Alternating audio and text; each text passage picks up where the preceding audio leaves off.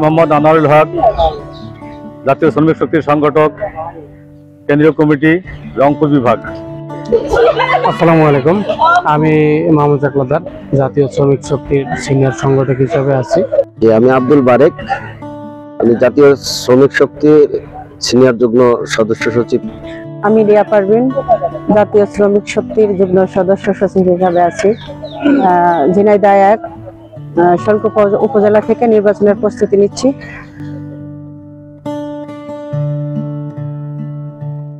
আমার নির্বাচনী এলাকা 27 কুড়িগ্রাম 3 উলিপুর আসন। আমি শ্রমিকদের উদ্যোগ নিতে চাচ্ছি। আমার কুড়িগ্রাম জেলার উলিপুর আসনের বন্যা কবলিত এলাকার নদী ভাঙ্গন,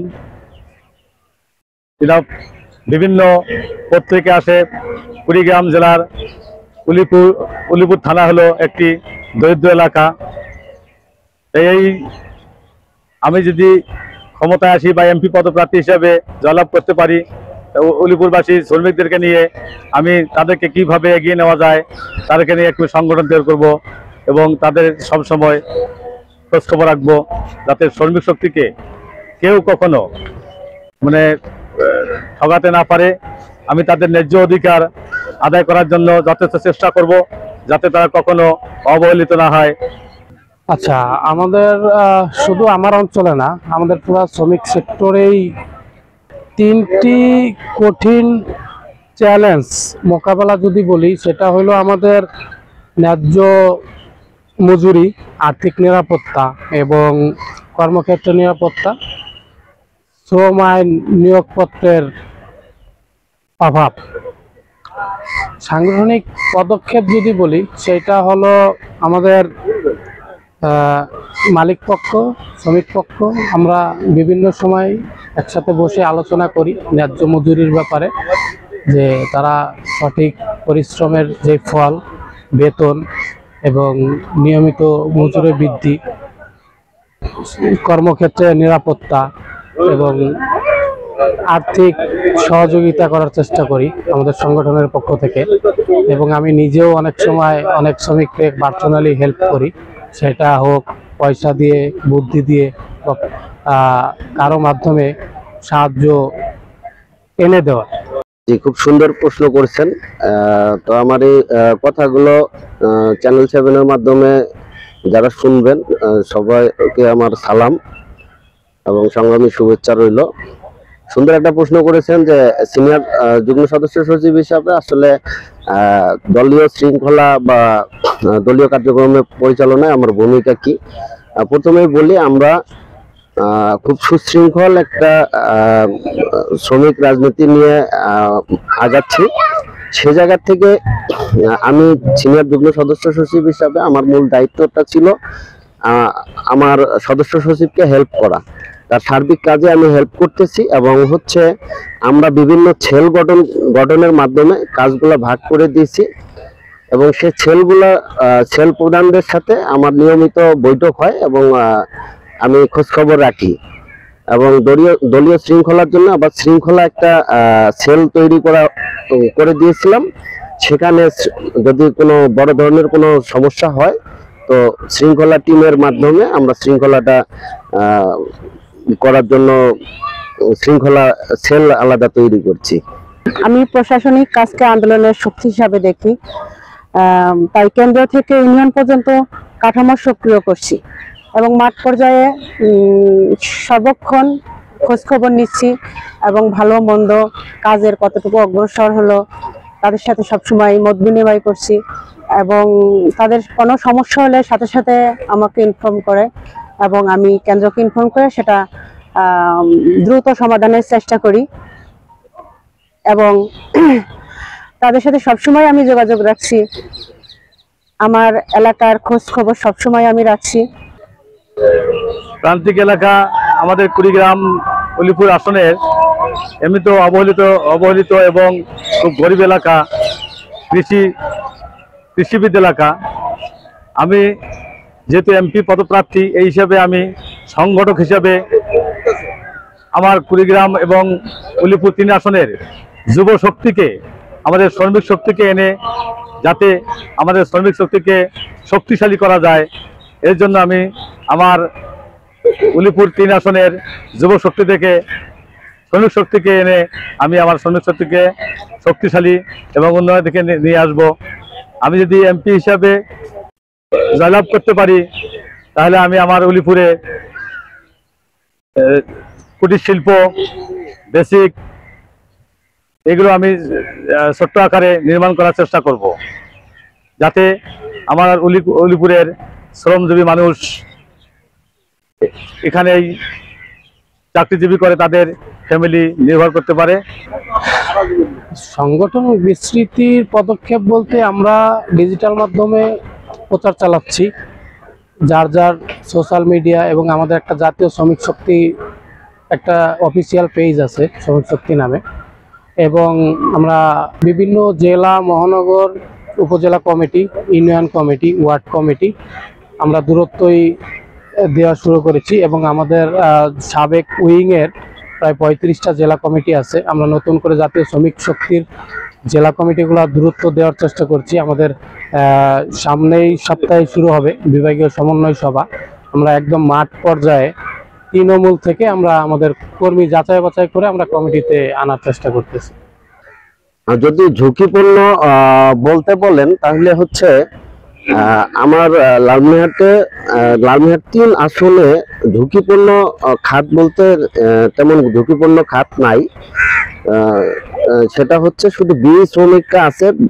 বিড়িটা একটা ঝুঁকিপূর্ণ কাজ, যদিও সেটা আসলে ঝুঁকিপূর্ণ বলতে দীর্ঘমেয়াদী ঝুঁকি আছে বিড়ি শ্রমিকের, সেটা নিয়ে আমি কাজ করতেছি। এবং আমার লালমিহাট জেলায় হচ্ছে পাথর শ্রমিক, পাথর ক্রাশিং যে মেশিনগুলো চলে, এখানে হচ্ছে এটা আমার লালমিহাট পাটগ্রাম বুড়িমারি অঞ্চলে। তো সেখানকার শ্রমিকরা অল্প কিছুদিন কাজ করার পরে দেখা যায় যে তারা বিভিন্ন যক্ষা সহ বিভিন্ন ধরনের রোগে আক্রান্ত হয় এবং ক্যান্সারে আক্রান্ত হয়। সেটা নিয়ে আমি দীর্ঘদিন কাজ করে আসতেছি। আর আমার লালমিহাট 3 অঞ্চলটাই হচ্ছে মানে খুব গরিব অঞ্চল। আগেই বলে নেই, নদী ভাঙ্গন আছে, বিভিন্ন রকম তিস্তার ঝুঁকি আছে, বিভিন্ন রকম সমস্যার মাধ্যমেও দেখা যায় যে লালমিহাটে আমি প্রথম মানে শ্রমিক রাজনীতিটা শুরু করি লালমিহাট থেকেই। সেখানে মানে লোড আনলোড শ্রমিক ইউনিয়নের মাধ্যমে সেটার প্রতিষ্ঠাতা সাধারণ সম্পাদক ছিলাম। সেখান থেকে আমার শ্রমিক রাজনীতিতে আসা, এবং এই শ্রমিকের দায় এবং দরদ থেকেই এই পর্যন্ত আমার আশা। কুকুপা উপজেলা নারী শ্রমিকদের অংশ ও অধিকার নিশ্চিত করার নয়, আমি সারা বাংলাদেশের নারীদের নিয়ে কাজ করতে চাচ্ছি এবং তাদের পাশে থাকতে চাচ্ছি। সারা দেশের নারীদের শ্রমিকের অধিকার রক্ষা আমার কাছে শুধু প্রশাসনিক দায়িত্ব নয়, এটি রাজনৈতিক অঙ্গীকার। নারী শ্রমিকরা আমাদের অর্থনৈতিক নীরব শক্তি, তাই তাদের অধিকার ও নিরাপত্তাকে সামনে রেখেই আমি কাজ করছি। প্রথমত কর্মক্ষেত্রে নারীরা মজুরি, বৈষম্য, নিরাপত্তা এবং মাঠ পর্যায়ে তাদের খোঁজখবর রাখছি, এবং হয়রানি, তাদের বিভিন্ন ধরনের সমস্যা, এবং আমাদের একটা কর্মশালাও আমরা করছি নারীদের প্রশিক্ষণের জন্য। আমি শ্রমিকদের অধিকারের জন্য যদি কোনো সমস্যা হয় তখন আমি আমার জেলা এবং থানার প্রশাসনের সাহায্য নেওয়ার চেষ্টা করব, যাতে আমার শ্রমিক ভাইদের উপর কেউ নির্যাতিত করতে না পারে। আমি সেদিকে লক্ষ্য রাখবো। যদি কোনো শ্রমিকের উপর কেউ অত্যাচার করে, কোনো গোষ্ঠী এসে তাদের ন্যায্য অধিকার থেকে বঞ্চিত করার চেষ্টা করে, তখন আমি তাদের ন্যায্য অধিকার আদায় করার জন্য আমি প্রধান মতে আমি আমার জেলা প্রশাসককে এবং আমার থানা নির্বাহী কর্মকর্তাকে এর বিষয়ে রিপোর্ট করব এবং জানাবো আমার শ্রমিক ভাইদের ন্যায্য অধিকার কিভাবে আদায় করতে হয়, সেদিকে আমি ইনশাআল্লাহ চেষ্টা করব। ইনকিলাব জিন্দাবাদ, ইনকিলাব জিন্দাবাদ। শুধু আমি ফরিদপুর 4 নিয়ে বলবো না, আমাদের শ্রমিকদের মধ্যে ঐক্য সচেতনতা বৃদ্ধি আমাদের সারা বাংলাদেশেই আমরা করতেছি, চেষ্টা করতেছি। এছাড়াও শ্রমিক স্বার্থে একটি শক্তিশালী নিজস্ব প্ল্যাটফর্ম এনসিবি প্রতিষ্ঠা যেটা করেছি, সেটা জাতীয় শ্রমিক শক্তি। এবং আমরা শ্রমিকের যদি সমস্যা নিয়ে বলি, আমাদের শ্রমজীবী মানুষের, সেটা 1 নম্বর সমস্যা হলো আমাদের এলাকায় আমাদের 2টি থানা, চরভদ্রসন, সদরপুর, প্রচুর পরিমাণে নদী ভাঙ্গন আছে। আমাদের ফরিদপুরের 4-এর শিক্ষাখাত মোটামুটি চলার মতো, এবং স্বাস্থ্য যে হসপিটাল বা উপজেলা কমপ্লেক্স একদম মানে কি বলবো, এটা ভাষায় প্রকাশ করার মতো অবস্থাতেই নাই। মানে এত অবস্থা খারাপ, বেডের সমস্যা, হসপিটালের সমস্যা, পরিবহনের সমস্যা, আমার এলাকার রাস্তাঘাটের সমস্যা। মানে এখন পর্যন্ত প্রায় 64 জেলা, এমন আমি যে কয়টা জেলায় ঘুরছি, একদম অনেক যে রোড কখনো গাড়ি যায় না, পাকা রাস্তা। আমাদের ওইখানে এখন পর্যন্ত কাদা রাস্তার আছে, বৃষ্টি হইলেই একদম গিরা পর্যন্ত কাদা হয়ে যায়। পরিবহন অবস্থা খুবই বাজে অবস্থা। এবং আমাদের আরো সমস্যা আছে, যেমন স্থানীয় আমরা কিছু ইজি বাইক পরিবহন খাত নিয়ে কাজ করতেছি। এখান থেকে আমাদের আমরা শুধু শ্রমিক না, আমরা জনগণের রাজনীতি করতে চাই। সেই ক্ষেত্রে আমাদের সব কিছু নিয়ে কাজ করতে হয়, একদম সব কিছু নিয়েই আমরা কাজ করব। সেইটা হইলো ধরেন চিকিৎসা খাত, শিক্ষা খাত, বেতন বৃদ্ধি, তারপরে শ্রমজীবী মানুষকে মানে একদম সাধারণ যে মানুষ, একজন সচিব, আমলা কামলাদের জীবন ব্যবস্থা আমরা একদম সাধারণ মানুষের সবার চাই। আমরা এই রাষ্ট্রই সামনে বিনির্মাণ করব ইনশাল্লাহ। ইনকিলাব জিন্দাবাদ, জাতীয় শ্রমিক শক্তি জিন্দাবাদ। দেখেন, আমার এলাকায় হচ্ছে আলু চাষি বেশি, আলু শ্রমিক, লোড আনলোড। আমি আরো একবার বলছিলাম যে লোড আনলোড শ্রমিক ইউনিয়ন আমার হাতে গড়া, সেটাতে আমি প্রতিষ্ঠাকালীন সদস্য সাধারণ সম্পাদক ছিলাম। তো আমি বিভিন্ন সময়ে কোল্ড স্টোরেজ মালিকদের সাথে বিভিন্নভাবে বসছিলাম, এবং উত্তরবঙ্গের মধ্যে হচ্ছে সবথেকে বড় সার গুদামটা বাফার গুদাম আমার লালমিহাট এবং আমার বাড়ির কাছেই মহেন্দ্রনগর এলাকায় অবস্থিত। সেটাতে আমি দীর্ঘদিন লেবারের সর্দার হিসাবে কর্মরত ছিলাম।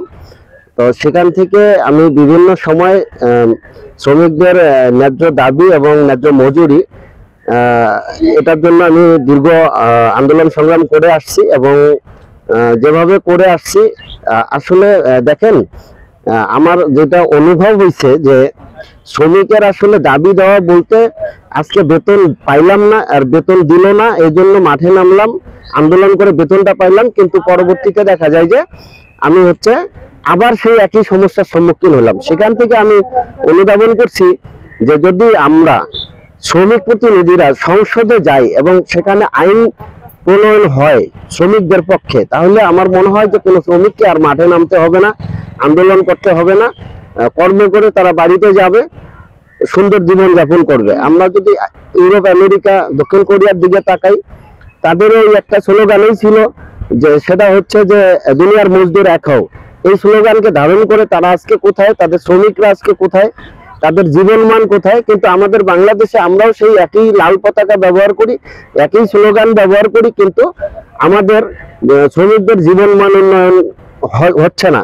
এর মূল কারণ হচ্ছে আমেরিকায় লেবার পার্টি ক্ষমতায় আছে, রাশিয়ায় লেবার পার্টি ক্ষমতায় আছে, বাংলাদেশে 80% ভোটার লেবার শ্রেণীর। কিন্তু তাদেরকে আমরা এই যে বিভাজনের মধ্যে একটা এলিট শ্রেণী, তাদেরকে বিভাজনের মাধ্যমে ফালায়া মানে ভোট ডাকাতি করে নিয়ে যায়। আমাদের এখানে কোনো লেবার অর্গানাইজেশন বলেন বা কোনো দল বলেন, তারা কোনো সময় রাষ্ট্র ক্ষমতায় আসে নাই, যার কারণে শ্রমিক বান্ধব কোনো আইন বাংলাদেশে তৈরি হয় নাই।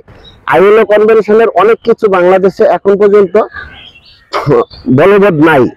হ্যাঁ, আমরা অনেক চেষ্টা করতেছি এগুলা নিয়ে। এবার সংস্কারে আমরা অনেকগুলা প্রস্তাবনাও দিয়েছিলাম, কিন্তু দুঃখের বিষয় কি, সেখানে তো আমাদের প্রতিনিধিত্ব নাই, যার কারণে এলিটরা আমাদের মাত্র 2টা দাবি মেনে, বাকিগুলা 2টা দাবির মধ্যে একটা দাবি ছিল যে 20 জন হলো ইউনিয়ন করা যাবে, সেটাতেও ভেটো দিয়ে রাখছে হলো মালিক শ্রেণীর